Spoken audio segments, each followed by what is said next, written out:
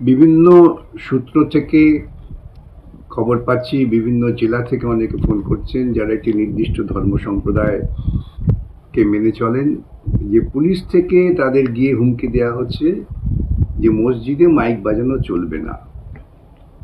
পুলিশের এই ভূমিকাটা আইনসম্মত নয়। মাইক প্রচার করার কোনো নিষেধাজ্ঞা কোনো আইনে নেই। যেটা নিষেধাজ্ঞা আছে তা হচ্ছে পলিউশন কন্ট্রোল বোর্ড তারা নির্ধারণ করে দিয়েছেন যে শব্দের মাত্রাটা কত হবে। বিভিন্ন এলাকায় সেই মাত্রার বিভিন্নতা আছে।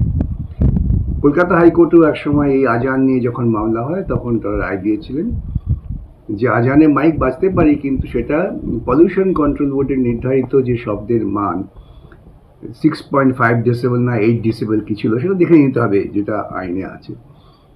সেই সীমার মধ্যেই আওয়াজকে রাখতে হবে যাতে অন্য কোনো মানুষের শব্দ দূষণ না হয়। অতএব আপনারা প্রত্যেকেই ভারতবর্ষের নাগরিক হিসেবে আইন মেনে চলবেন, আইন মেনে কাজ করবেন এবং পলিউশন কন্ট্রোল বোর্ডের নির্ধারিত যে শব্দ সীমা তার মধ্যেই মাইক বাজাবেন।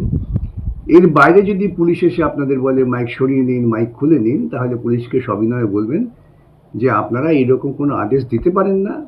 যদি আদেশ দেন তাহলে লিখিতভাবে দিন কোন আইনের ভিত্তিতে দিচ্ছেন। কেন আমরা আইন মানতে চাই, আমরা কোনো রকম খেয়াল খুশিপনার মধ্য দিয়ে চলতে চাই না। এটাই হবে আপনাদের ভূমিকা। সকলের কাছে আমার অনুরোধ, শান্ত থেকে সুস্থভাবে আপনারা প্রত্যেকেই প্রত্যেকের ধর্ম আচরণ করতে পারেন, ধর্মটাকে মৌলবাদী পর্যায়ে নিয়ে যাবেন না। আজকে আমার কাছে বিধানসভার সদস্য নওশাদ এসেছেন এই বিষয় নিয়ে পরামর্শ করার জন্য।